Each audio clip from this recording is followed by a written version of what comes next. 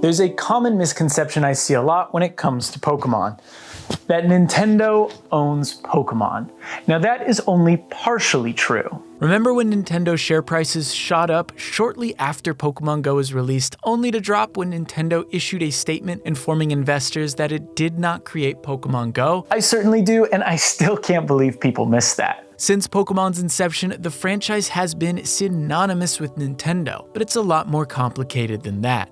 Yes, Nintendo plays a huge role in Pokémon and its future, especially when it comes to the games, but Pokémon is entirely its own pocket monster. God, this thing is huge.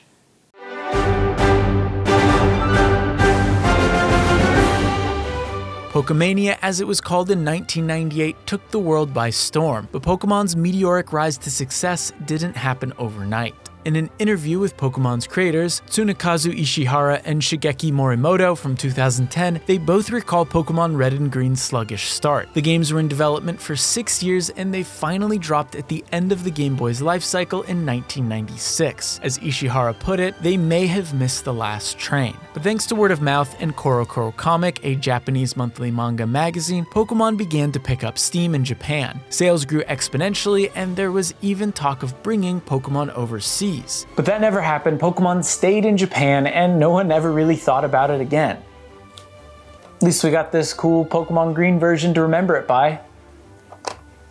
Kidding, of course. Pokemon made its debut in North America in 1998 with Red and Blue, and the games were followed by a trading card game, a TV show, movies, merchandise, and so much more. The Pokemon craze was unlike anything the world had ever seen before. It seemingly blew up overnight, and despite all the naysayers, it never really faded away. Parents should not let their kids watch Pokemon, play Pokemon, buy Pokemon cards, have anything whatsoever to do with Pokemon, because the message is violence.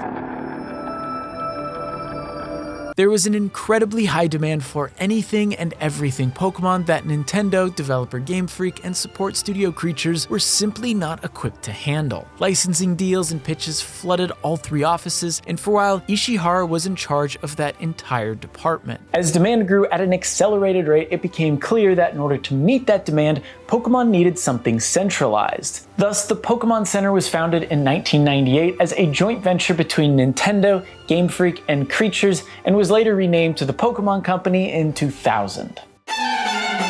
Each entity owns roughly a third of the Pokémon Company, and each organization contributes to the franchise in different ways, with the Pokémon Company being at the center of it all. So broadly speaking, Game Freak develops the mainline series, Nintendo publishes the video games, and Creatures handles the cards and spin-offs. However, even that is an oversimplification here. These three companies constantly overlap and work in tandem when it comes to Pokemon. For example, since Pokemon X and Y, Creatures has been instrumental when it comes to 3D modeling. This cooperative spirit goes all the way back to the beginning, and oddly enough, Nintendo's late president, Satoru Iwata, was an instrumental part of this. At the time, he was the president of HAL Laboratory and a board member at Creatures. HAL Laboratory and Nintendo were tasked with bringing Pokemon's battle mechanics to the Nintendo 64 with Pokemon Stadium. According to Iwata, there was no specification doc, so he did what any president would do.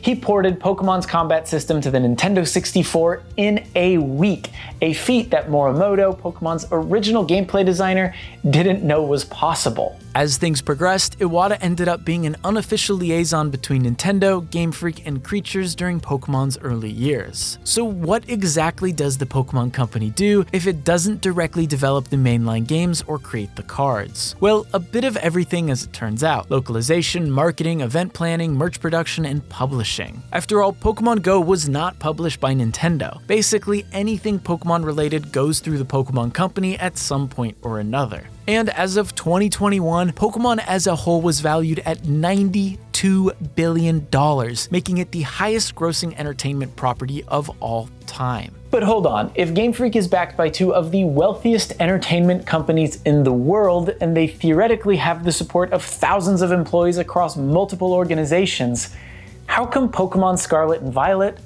look like, well, this?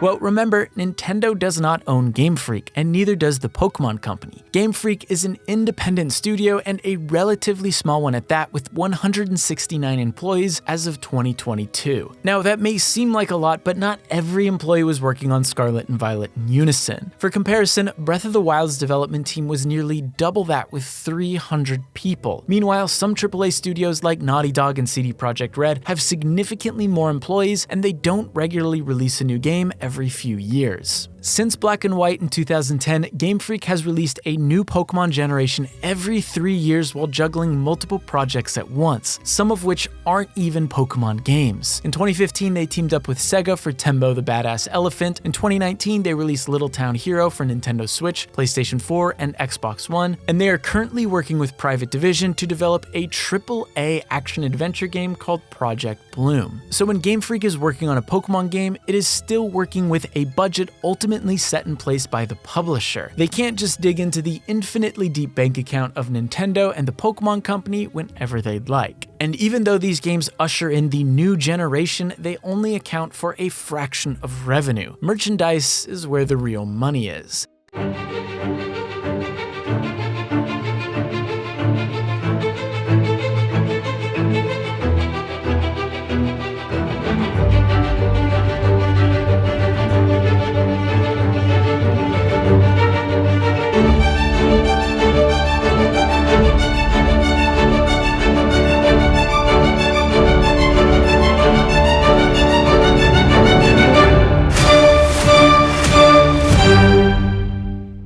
And let's not forget, Game Freak is still relatively new to the home console market. Sword and Shield were the first new generation Pokemon games designed for home consoles, and those played it relatively safe. Apart from the open world wild area, Sword and Shield followed the same structure as previous entries. Pokemon Scarlet and Violet were the first mainline Pokemon games to buck the tried and true format. Open world, non-linear progression, new encounter mechanics, and the list goes on. The all too obvious answer here is to throw more time, people, and money at Game Freak, but those things themselves do not equate to a better game. Cyberpunk 2077 was backed by a massive team with an enormous budget, but it still fell short of many people's expectations. We just got Rocksteady's Suicide Squad, which was in development for 7 years, and look how that turned out. Personally, I think Pokemon Scarlet and Violet could have greatly benefited from a longer development cycle, but remember, a Pokemon generation doesn't begin and end with the release of a new mainline entry. It sets the stage for years of new merchandise, TV shows, spin-offs, cards, tournaments, and so much more. It is a massive, multi-billion-dollar machine that's dependent on a small studio to hit hard deadlines regardless of how many roadblocks there might be. Staffing up also comes with its own set of issues. Game development is insanely complicated, and scaling up doesn't guarantee a better product. New workflows need to be implemented, communication needs to be streamlined, and new hires need to be trained quickly and efficiently. Not to mention, Game Freak uses its own proprietary engine for the Pokemon series, meaning you can't just hire an Unreal Engine artist off the street and throw them in the mix. You need to train them. Remember when CD Projekt Red announced that they would be switching to Epic's Unreal Engine for Cyberpunk 2 and The Witcher 4? They did it because it's much easier to find and train talent familiar with Unreal. Last year, there was even some speculation that Game Freak could be developing future Pokemon games in Unreal Engine after a few job listings popped up online. After all, the Pikmin franchise, another Nintendo series, just made the same shift into Unreal with Pikmin 4. But I'm not so sure that would happen with Pokemon. If Game Freak switched to Unreal Engine, Epic would take a sizable cut on sales for one of Nintendo's biggest franchises. If I had to guess, I'd say those roles were for Project Bloom, a game that isn't being published by Nintendo or the Pokémon Company. And look, I'm not trying to absolve Nintendo, Game Freak, Creatures, or the Pokémon Company here. I'm just trying to give a little extra context as to how we got here. For many, Scarlet and Violet fell well below expectations, and I strongly believe there is value in critiquing an entertainment product for what it is. But I also think there are certain realities that can't be ignored, and a lot of complexity that often gets skimmed over. I believe a big reason for this has to do with how fractured the Pokémon community is. Fans of the video games aren't necessarily fans of the TCG or TV shows, and fans of the TCG don't always keep up with all the games and shows. Take me, for example. I've been a Pokémon fan since 1999 when my parents got me one of these with Pokémon Red for my 6th birthday. Sure, I collected the cards when I was a kid, but I have absolutely no idea how the card game works, and I haven't watched the anime since Johto Journeys dropped in 2000. The games are really the only facet I still keep up with, and even those alone have an incredibly fractured fan base. Pokemon is nearly 30 years old, and folks of all ages play Pokemon and start at different times in their life. In 2017, Nintendo reported that roughly 17% of Sun and Moon owners had never played a Pokemon game on their Nintendo 3DS. And considering Pokemon Scarlet and Violet sold 22 million copies as of March 2023, I think it's safe to say that Pokemon's audience has only gotten bigger. On top of that, the competitive scene has grown substantially over the years, and that attracts a totally different kind of player with different expectations. Case in point, while many critics and players torch Scarlet and Violet, Wolfglick, the biggest professional Pokemon player in the world, called it the best Pokemon game of all time. Scarlet and Violet are the greatest Pokemon games ever made.